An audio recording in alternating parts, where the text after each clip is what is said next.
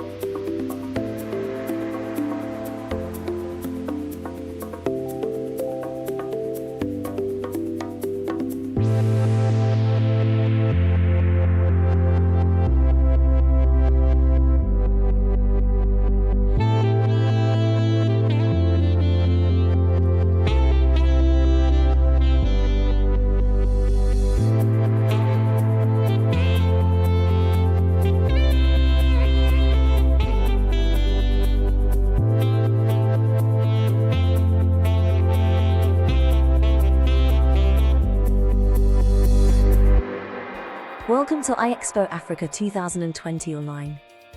We extend a warm welcome to honourable ministers, ambassadors, delegates, speakers and of course our valued local, regional and global sponsors and partners. This is our third successful year of running AI Expo Africa, the largest business-focused artificial intelligence, robotic process automation and data science trade event in Africa. With over 3,800 community members and a broad mix of decision-makers, buyers, suppliers, innovators and global brands, we are the #1 destination to begin your 4-hour journey in Africa. Don't forget to plan your agenda for the day from our 4-track program. Visit the Expo Hall and pavilions to meet our sponsors and partners, view the posters at the Innovation Wall and enjoy live networking in our lounges. AI Expo Africa, Africa's largest AI and 4-hour B2B event, will host its 2020 conference and expo as a virtual event. Building on the success of our real-world shows and faced with the current restrictions around face-to-face events, we've decided to embark upon a new and innovative journey for our AI community and sponsors.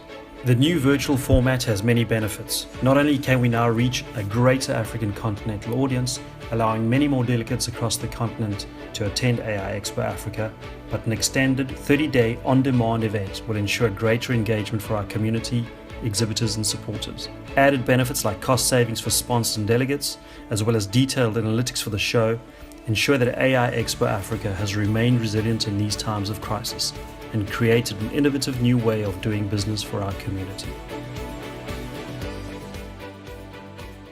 As Africa embraces the fourth industrial revolution, trade and innovation will play an important role for both the economy and society across the continent.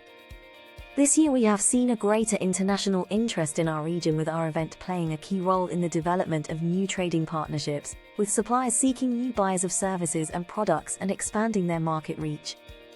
It is now a privilege to extend a warm welcome to honourable ministers, ambassadors and VIPs as part of the plenary welcome address. Don't forget to plan your agenda for the day from our 4-track program. Visit the Expo Hall and pavilions to meet our sponsors and partners, view the posters at the Innovation Wall and enjoy live networking in our networking and speaker lounges.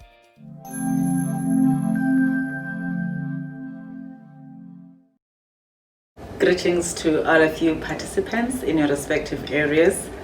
My name is Stella Ndabeni Abrahams, the Minister responsible for communications and digital technologies in South Africa. Let me first take this opportunity to thank Nick for inviting me to deliver this important message. Ladies and gentlemen, I am speaking to you in the midst of a pandemic. We've been hit by something that we never saw coming. COVID is here with us. It is because of it that I have a recorded message and I'm not with yourselves.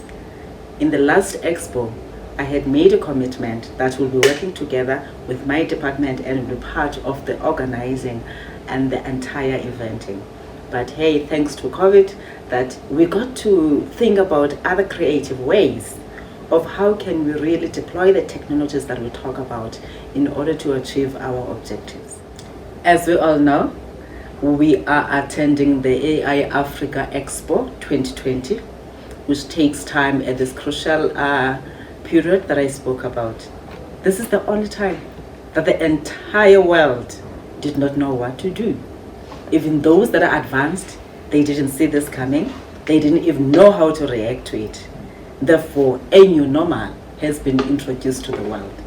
As I talk about the new normal, it therefore takes us back to say, as the people in the technology space, we've been talking about the importance of using technologies in order to change people's lives and grow the economy. All countries came together to say, how do we make sure that we save lives whilst protecting livelihoods? Because we've seen so many people losing their jobs, but even then we had to say people must be able to be productive in their respective areas. This is why in South Africa, when we called for lockdown in April, we then said, let us enable remote working so that companies can be able to do their work. And of course, as the department that is mandated to make sure that people do use digital technologies, people get connected, one of the key things that we did was to invite our industry to make sure that it can avail their services for free where they could, which they give up to 90 days. And we also, through our regulator, ICASA, made sure that we avail spectrum temporarily so that we avoid traffic. I'm mentioning all of this because this is the time that really showcased the importance of technology, especially in the health-related solutions that we've seen. Other countries deployed contact tracing, which required a lot, not only from the regulatory environment, but also on the uptake that people do and talking to their own privacy. As countries, we found ourselves having to look at what needs to be done versus how to protect people's privacy. And indeed, in a time like this, we always call upon all citizens to say, let's do what is best for the country. But do we have the right platforms to do that becomes another question. So as much as we looked into the importance of what must be done by the digital natives, there were still digital immigrants that we needed to look into. But worst of all is when we created digital outcasts, people whom, not by choice, could not have access to connectivity and could not have access to technologies. And that's when reality sank. I am grateful that we went through that, although we've lost some lives, of course. I'm grateful in terms of the opportunity that was presented or that has been presented to us by COVID. We managed, as most countries, to leapfrog directly to building the digital society that we're talking about. Now, if we're talking about artificial intelligence, it therefore tells you how do we then create platforms that must leverage on the importance and the benefits of deploying artificial intelligence. South Africa being a very remote country, whereby we're still experiencing lots of rural areas that do not have access to connectivity. I'm going to make an example just with education. Whilst as government we had deployed infrastructure in the public schools, but as I said earlier on, people could not even go to those buildings, and therefore that tells you that there was a gap. One of the key things that found me thinking and saying, if we engage robustly with people in the space, we may be able to address the education challenge by deploying AI. In South Africa, as I said, we still lack in terms of the skills. If we look at the maths and science skills, I'm focusing on them as part of the STEM subjects that are key to driving the work that we do, although we're appreciative of the fact that we also need the creative skills. But then this is where artificial intelligence creeps in. Whether we'll be talking about the introduction of robotics that must then help bridge the gap in terms of making sure that they can treat people wherever they are in terms of the actual health services. I made mention of education. We are a country, again, that has faced lots of criminal activities. Can you imagine if we were to deploy artificial intelligence in a police car, deploy also at the gates when people come? We have facial recognition that as you go and commit a crime, we beep up. AI comes on your screen, it shows to say, there's Stella Ndabeni Abrams, who's a criminal who has entered this estate. And as you drive by the road, you're passing a vehicle that belongs to police. It also reflects to say there's a criminal, an alert that indicates. Can you imagine if you were to live in a world like that, where we're able to say the introduction of these emerging technologies must talk directly or must have a direct social impact? And this is what we're looking forward.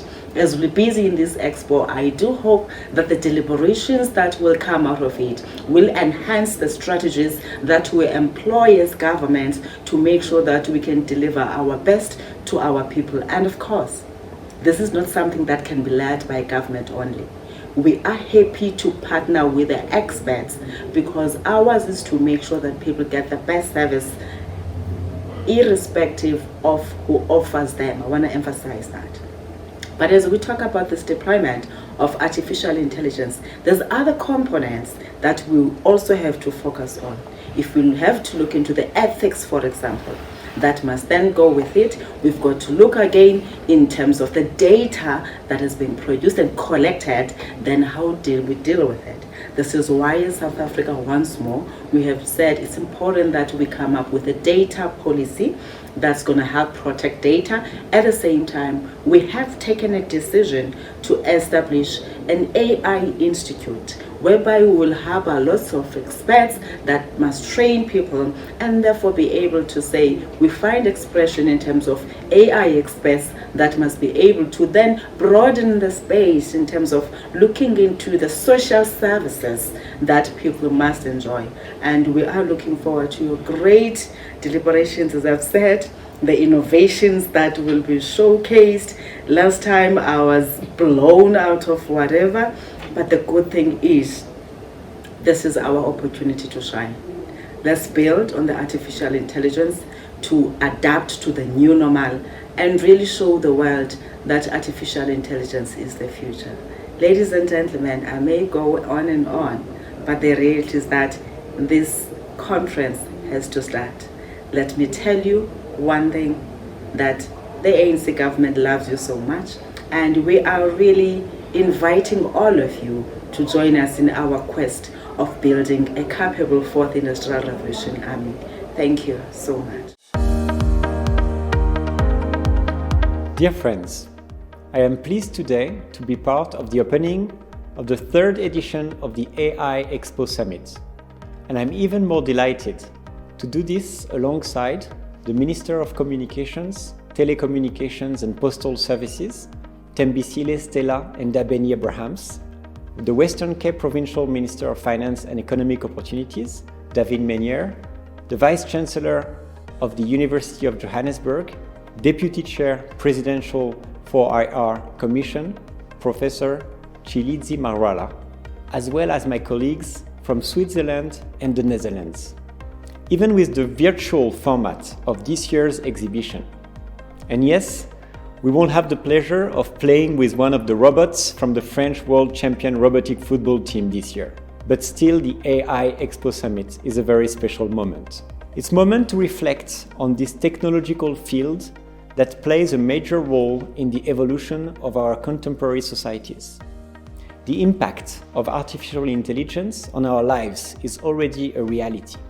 The development of artificial intelligence is therefore a major strategic priority for the French government, and it's considered an important sovereignty issue.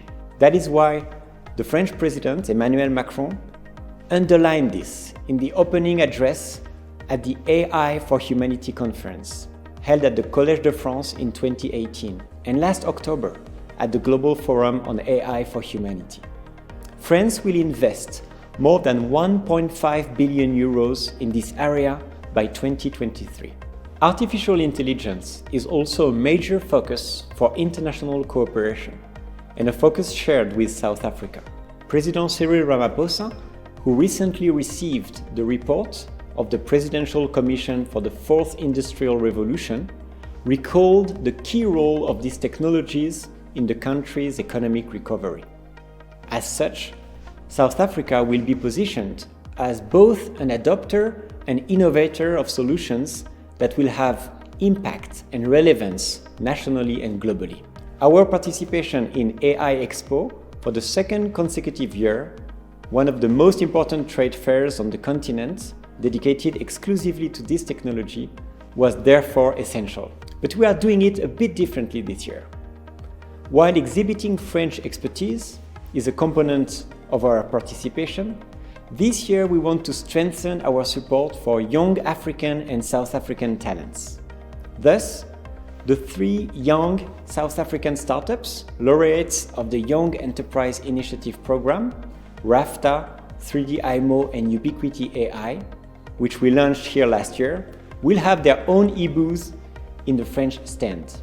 Along with the Swiss Embassy and the Department of Science and Innovation, we are also launching an open innovation challenge aimed at supporting young startups and scientists. This project will include the opportunity to discover the French and Swiss ecosystems of innovation and explore future partnerships. We are also sponsoring the Wall of Innovation at the summit. Along with 6 French industrial partners and South African incubators, we will support young talents and startups that develop innovative solutions to address societal challenges. I would like to warmly thank EDF, NG and Dassault System Group, as well as FSAT Labs, the Ocean Hub Africa and the 4 Industrial Revolution Incubator. The summit will provide opportunities to engage with French experts and entrepreneurs in various fields, ranging from the detection of counterfeit drugs with Meditect to the training of young doctors with Theme for Health. Artificial intelligence provides opportunity to respond to certain challenges, most notably sustainable development, which is why the next AI for Good Global Summit is devoted to this issue. However, there are possible impacts that can yet be measured. We are aware that risks and uncertainties remain. We must therefore work on a global governance system that will limit these risks. The implementation of this global governance is a further challenge for us. That is why the purpose of the Global Partnership on AI is to develop and organize an independent global expertise on the regulation of AI. This is a key subject that will undoubtedly be discussed at the Paris Peace Forum to be held this November. I wish the 3rd edition of the AI Expo Summit every success. And of course, I would like to thank Nick Bradshaw, Roy Bannister, and their wonderful events team. They have made significant contribution to facilitating our participation, and we are truly grateful to them. Thank you very much. Good day, ladies and gentlemen.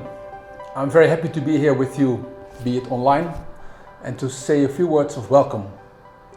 Today we are opening the Artificial Intelligence Expo Africa 2020, and for us Netherlands, that's an exciting event to be part of. We're very proud to be part of fulfilling the vision of President Ramaphosa, who said in his State of the Nation speech in 2018 that our prosperity as a nation depends on our ability to take full advantage of rapid technological change.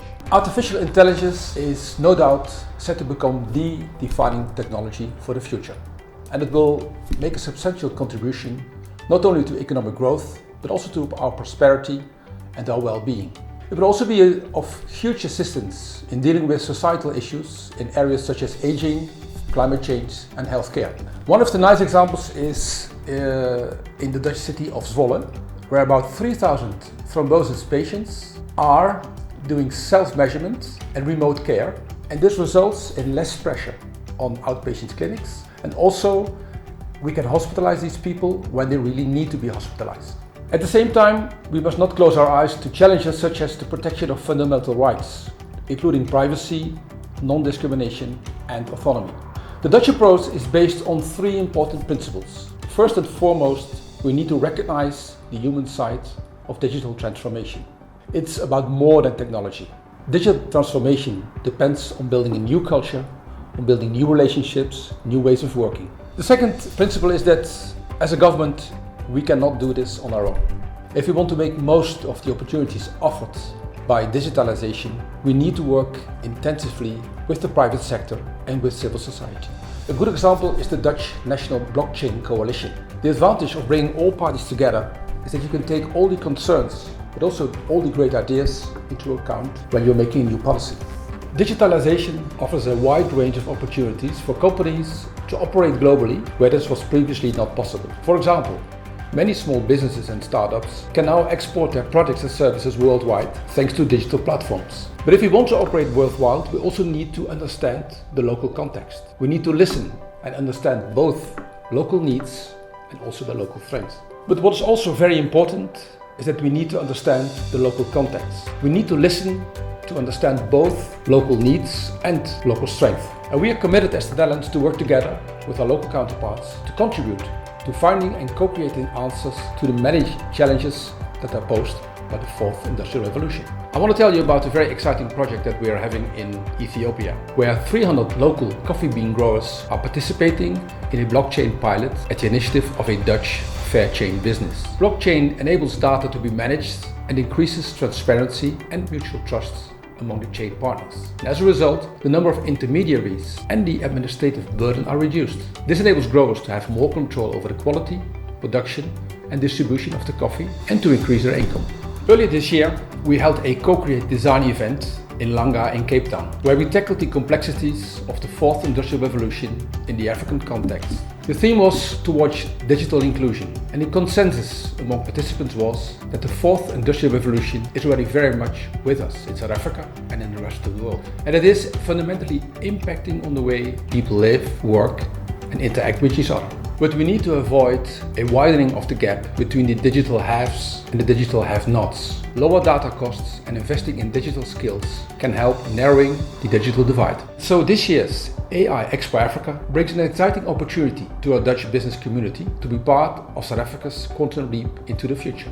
From agriculture to water, from transport and logistics to health, from energy to creative industries, we look forward to co-creating, innovating solutions. And I hope you will be returning home with sustainable solutions that will work for you in the future. We all know how the current COVID pandemic has upended the business landscape, but with the right technology and an environment that embraces learning, digital transformation can drive early and lasting results. So we're ready for what comes next. I hope you are as well. Thank you. AI Expo Africa is very grateful for the support from our sponsors and partners. Without your dedication, this event would not be possible. This year we are again joined by some of the largest global technology vendors in the world, as well as the smallest and newest startups who are joining us for the first time. We appreciate your commitment in these challenging times and thank you for taking the time to prepare your talks and join the community.